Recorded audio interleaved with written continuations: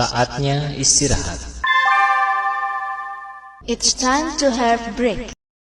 Guys, ke kantin yuk. Ayolah, gas. Bayarin lah, Mal.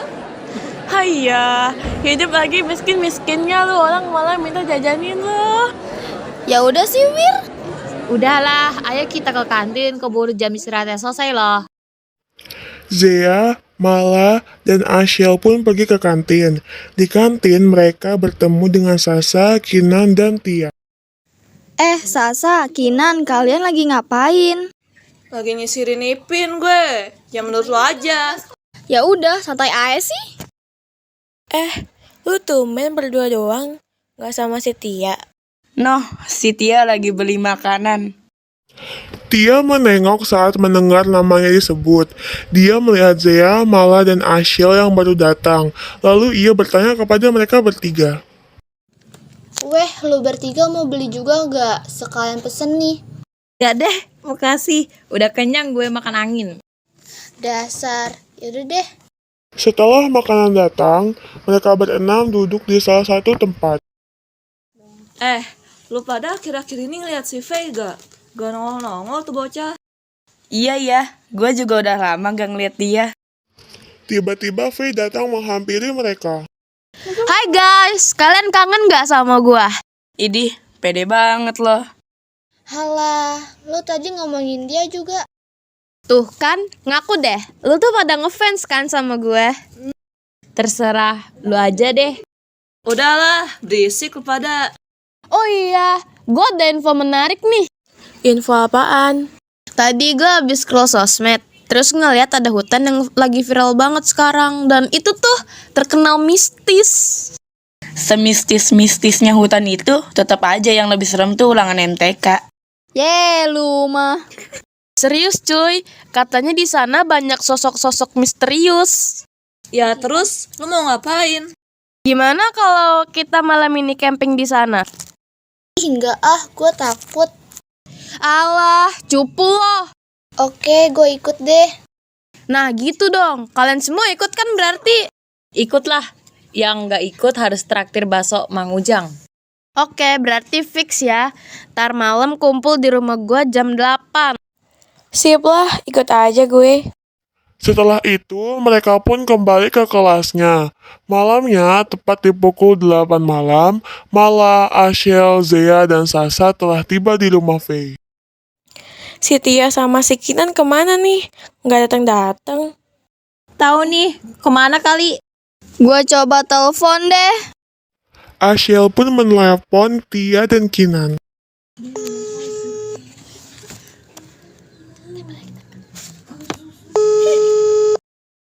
Weh, lu pada masih di mana? Lama banget. Sabar dong, ini gue masih kejebak macet di pertigaan dekat rumah Faye. Ya udahlah, cepet ya. Telepon pun dimatikan. Apa katanya? Masih di pertigaan, dia kejebak macet. Oh, oke lah. Tak lama kemudian, mobil Kinan dan Tia pun sampai di rumah Faye. Kalian kemana aja sih? Lama banget. Janjinya kan jam 8. Sekarang kan udah jam setengah 9. Emang Ashel gak bilang sama lu? Kan kita udah bilang kita kejebak macet. Udah jangan berantem. Maafin kita ya, kita telat. Udah ayo cepetan naik ke mobil, takut sampai hutannya kemalaman. Mereka pun berangkat dari rumah Faye menuju hutan tersebut. Saat mulai memasuki area hutan, Kinan tiba-tiba berkata, Bayangin deh, misalkan salah satu dari kita tiba-tiba ada yang diculik makhluk. Gak ada yang mau juga nyulik kita. Kalau ngomong tuh dijaga, nanti kejadian loh. Iya, maaf deh. Kemudian mereka pun sampai di hutan tersebut. Akhirnya kita sampai juga, badan gue udah pegel-pegel. Oke, kita sekarang bagi tugas. Gua, Faye sama Tia bangun tenda. Sisanya cari kayu bakar. Ya udahlah, ayo Nan, Z, Shell, kita cari kayu bakar. Mala, Kinan, Zea, dan Ashel pun pergi mencari kayu bakar. Kita mencari dulu deh. Kalau udah, kumpul di sini lagi. Oke. Kemudian mereka pun melaksanakan tugas mereka masing-masing. Ngapain sih gue disuruh nyari kayu bakar? Mana banyak nyamuk lagi. Ntar gue gatal-gatal lagi. Tiba-tiba saja Kinan merasakan hawa yang berbeda dari yang sebelumnya. Ih, kok hawanya kayak beda banget ya? Kinan pun melanjutkan kegiatannya mencari kayu bakar. Sementara itu, Zea yang masih sibuk mengumpulkan kayu bakar melihat Kinan sedang berdiri membelakanginya. Nan, lu ngapain berdiri di situ? Karena tidak ada jawaban apapun dari Kinan, Zea pun memutuskan untuk menghampirinya. Nan? Tiba-tiba Mala memanggil Zea. Zea, udah belum? Bentar. Saat ia menoleh lagi ke arah Kinan, Kinan sudah tidak ada di tempat tadi. Akhirnya, ia pun memutuskan untuk menghampiri Mala setelah selesai mengumpulkan kayu bakar. Tadi gue ngeliat si Kinan, tapi tiba-tiba dia hilang. Ah, ngaco lu. Lu halu kali. Udahlah, ayo balik ke tenda. Lagian juga nggak baik ngomong yang enggak-enggak di hutan. Ntar dulu, kan Kinan sama Ashel belum balik ke sini. Mending kita samperin aja ke sana. Akhirnya, Mala dan Zea pun pergi menghampiri Ashel dan Kinan. Di tengah perjalanan, mereka bertemu dengan Ashel. Ada Ashel. Kayu bakar lo banyak juga. By the way, lo nggak sama Kinan? Dari tadi gua nggak lihat Kinan. Emang Kinan nggak sama kalian? Enggak, emang lo pada nggak ngeliat dia? Ya udahlah, ayo cari si Kinan. Mereka pun pergi mencari Kinan. Tak lama kemudian, Kinan melihat mereka. Lo pada ngapain kesini? Lah, itu Kinan. Kita dari tadi nyariin lu. Mau balik ke tenda. Ayolah, gue juga udah selesai. Setelah itu, mereka pun kembali ke tenda. Lalu bertemu dengan Faye, Sasa, dan Tia. Lama banget sih nyari kayu doang kayak pergi ke Amerika. Lah, lo enak cuma bangun tenda. Kita muter-muter dari tadi nyariin kayu. Udahlah, jangan ribut. Cepet kayu bakar taruh di situ. Ya. Mereka pun meletakkan kayu bakar tersebut di dekat tenda. Kinan, tadi lo kemana? Tadi gue sempet manggil lo, tapi kok lo nggak nengok? Kapan dong liat gue? Kita kan mencar. Lagian juga gue nggak ngeliat lu dari tadi. Lah, berarti yang gue lihat siapa kalau bukan lo? Lah, mana gue tahu? Setan kali. Apa sih Kinan? Gak usah ngomong aneh-aneh deh. Tapi tadi gue ngeliat dengan mata kepala gue sendiri. Ah udahlah, nggak usah bahas itu lagi. Mending kita makan dulu terus tidur. Gua sama Sasa udah masak. Mereka pun memakan masakan Sasa dan Tia. Ternyata masakan kalian enak juga ya. Bisa masak juga lu ternyata. Jelas, gua sama Sasa gitu loh. Gua udah selesai makan nih. Gue tidur duluan ya. Iya nih, gua juga udah ngantuk. Mending kita tidur aja yuk. Ya udahlah, ayo. Kemudian, mereka bertujuh pun pergi masuk ke dalam tenda untuk tidur. Gue pengen buang air kecil lagi. Kinan pun pergi keluar tenda untuk buang air kecil. Ia melihat sebuah pohon besar dan berniat untuk buang air kecil di sana. Nah, untung ada pohon itu. Di situ aja deh. Saat Kinan sedang buang air kecil, dia mendengar suara perempuan memanggil namanya. Suara apa lagi tuh? Lama-kelamaan, suara itu menjadi semakin keras dan terasa seperti mendekat ke arahnya. Wah, gak beres nih. Kinan pun segera berjalan kembali ke tenda. Tiba-tiba ada sebuah tangan yang menepuk pundaknya, namun saat ia menoleh tidak ada siapapun di sana. Hanya ada sebuah boneka seram yang tergeletak di tanah. Ini siapa lagi yang naruh boneka di sini? Kinan pun mengambil boneka tersebut, namun tiba-tiba boneka itu Kinan pun terkejut. Tanpa sengaja, Kinan pun melempar boneka tersebut. Kinan pun berlari menuju tenda, namun tiba-tiba ada sebuah tangan yang menarik kaki Kinan ke dalam hutan. Keesokan harinya, Ashel, Faye, Mala, Sasa, Tia, dan Zea pun terbangun dari tidurnya dan keluar dari tenda. Kayaknya ada yang kurang deh. Tapi siapa ya? Kinan nggak sih? Lah iya, si Kinan kemana nih? Ya juga. Kemana tuh anak? Semalam kayaknya gue dengar suara dia keluar dari tenda deh. Tiba-tiba, Mala melihat ada sebuah boneka tergeletak di tanah. Itu boneka apaan deh? Gak tahu, gua ambil dulu deh. Tapi bonekanya serem banget loh. Lu yakin mau ambil? Ya elah, boneka doang. Faye pun mengambil boneka tersebut. Ayo cari si Kinan. Malah ngurusin boneka lagi lu. Tahu lu kayak bocah SD aja. Ya udah, ayo deh.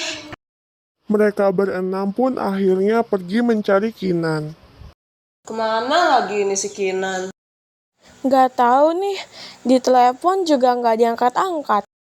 Tiba-tiba petir bergemuruh dari langit, dan langit pun mengabu, menandakan bahwa hujan akan segera turun.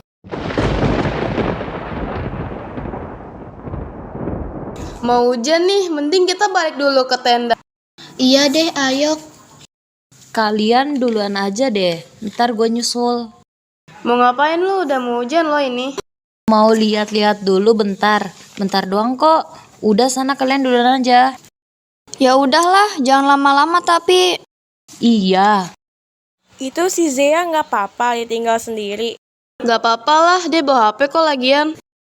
Sementara itu, saat Zea sedang berkeliling, dia mendengar suara Kinan berteriak dari dalam hutan. Kemudian, Zea pun mendekati arah suara tersebut. Kinan, lu di mana? Suara tersebut menjadi semakin keras, sehingga berakhir di sebuah rumah tua yang terlihat seperti sudah lama tidak berpenghuni. Zea pun berjalan mendekati rumah tersebut, kemudian mengetuk pintu rumah tersebut. Kinan, lu di dalam. Zea, tolong gue. Zea terkejut saat mendengar suara Kinan meminta tolong dari dalam sana. Ia pun membuka pintu rumah tersebut secara perlahan. Saat pintu terbuka, betapa terkejutnya ia ketika melihat Kinan sudah berbaring lemas dengan tangan terikat. Kinan! Ia pun segera menghampiri Kinan dan membantu Kinan. Namun, saat sudah berhasil melepaskan Kinan dari tali yang mengikatnya, tiba-tiba mata Kinan berubah menjadi berwarna putih. Nan, lu gak apa-apa? Zea pun berjalan mundur secara perlahan ke arah pintu, menjauhi Kinan. Namun, tiba-tiba pintu tersebut terkunci. Kemudian Kinan tiba-tiba mencekram leher Zea sehingga Zea kesulitan bernafas. Kinan, sadar Nan, ini gue Zea. Kalian semua harus mati! Kinan, lo apaan sih? Gue temen lo, Zea. Kalian telah melakukan perbuatan terlarang di hutan ini. Maksud lo apaan, Nan? Lepasin gue. Melanggar? Melanggar apa maksudnya? Bukannya menjawab, Kinan justru semakin mempererat cengkramannya di leher Zea, sehingga Zea tidak mampu bernafas. Sementara itu di tenda, Itu si Zea kemana dah? Dari tadi gak balik-balik. Iya nih, coba telepon deh. Tadi gue udah coba telepon, tapi HP-nya mati. Susulin aja gak sih? tiba-tiba hujan turun dengan sangat deras. Gak usah lah, kalau mau nanti dulu tunggu hujannya reda. Ya udahlah, mending sekarang kita masuk ke tenda. Akhirnya, mereka pun masuk ke tendanya masing-masing. Ashel satu tenda dengan Mala, sedangkan Faye satu tenda dengan Sasa dan Tia. Di tenda Ashel dan Mala, Perasaan gue jadi makin gak enak deh gara-gara si Kinan sama si Zea. Iya deh, si Kinan belum ketemu. Si Zea lagi nambah-nambah. tiba-tiba terdengar suara wanita yang sedang bernyanyi. Lu nyanyiin apa lagi?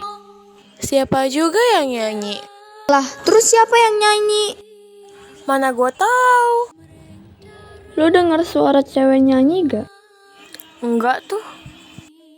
Coba lu diem dulu deh. Mereka pun terdiam sejenak. Lah iya, kayak cewek lagi nginden gak sih? Iya, gue jadi merinding deh. Bentar deh, gue coba telepon si Sasa. Mala pun menelepon Sasa. Halo, Kenapa, Mang? Halo, Sa. Lu pada denger gak sih ada suara cewek nyanyi di luar? Iya, denger. Kalian mending kesini dulu deh. Ya udah deh, gua sama Ashel ke sana. Mala pun mengakhiri telepon. Kita disuruh ke sana. Iya, yuk.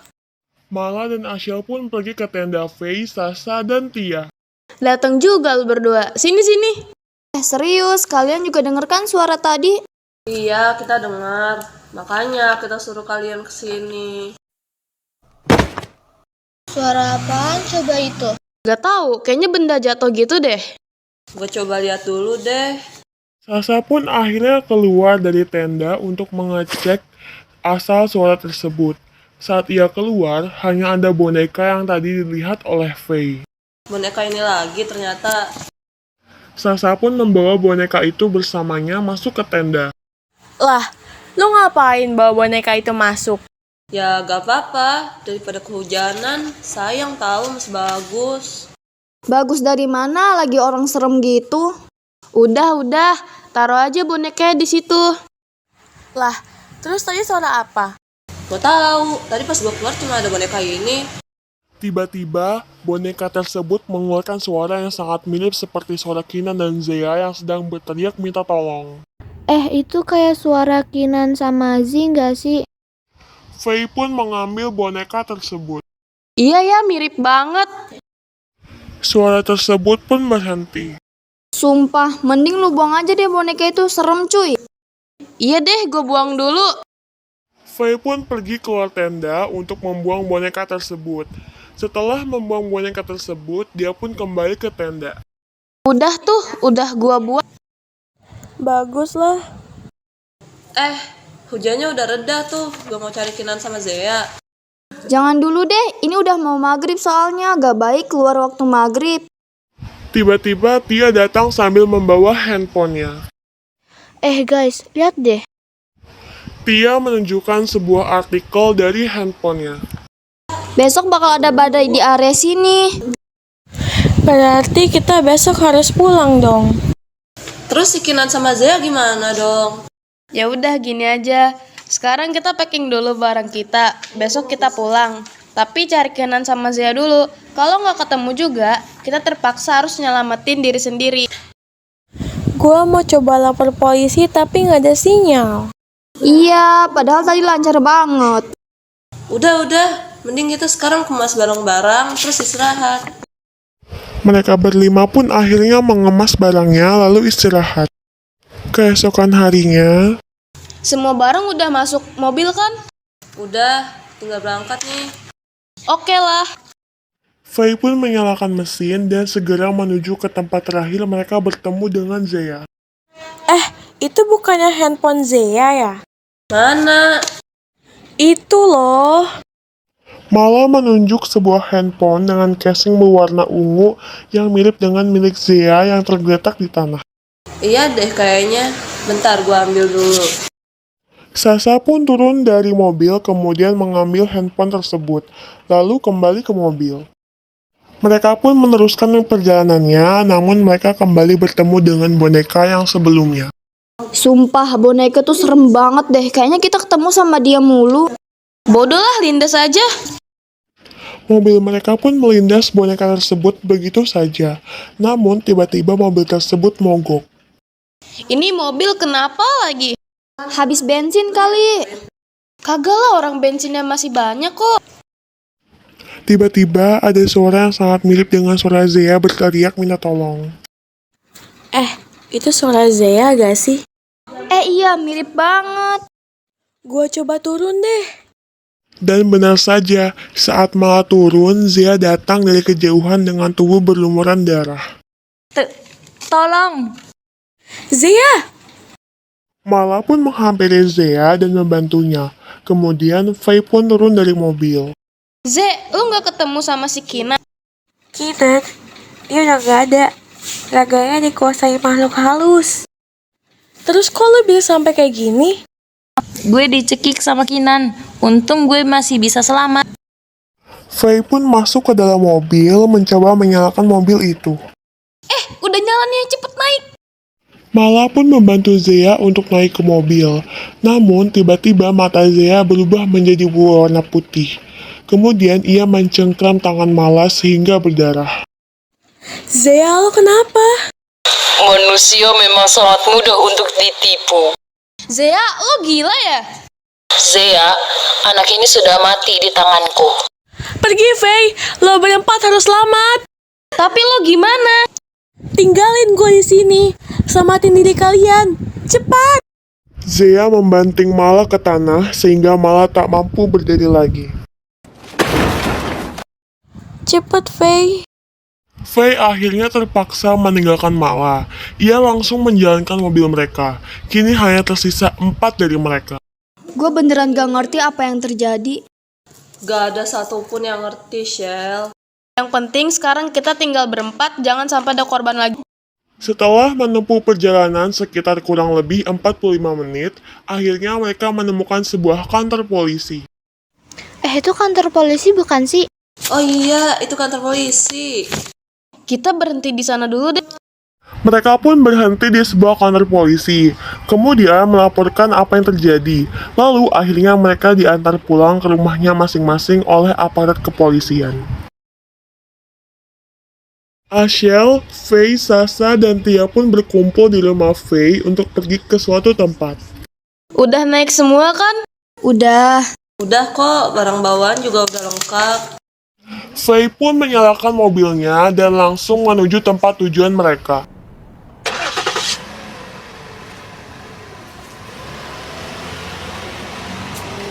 Sesampainya di sana, mereka pun turun dan langsung berjalan menghampiri 3 makam yang berjejeran.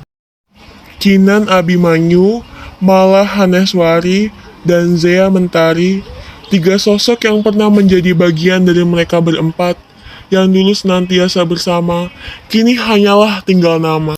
Maafin gua ya, Nan, Ze, Mal. Kalau gua nggak ngajak kalian pergi ke tempat itu, mungkin kita masih bareng-bareng sekarang. Jangan gitulah, Faye. Mereka pasti gak bakal suka kalau lu terus-terusan nyalahin diri sendiri. Iya bener tuh kata si Tia. Sekarang kita cuma bisa doakan biar mereka semua tenang di sana. Amin.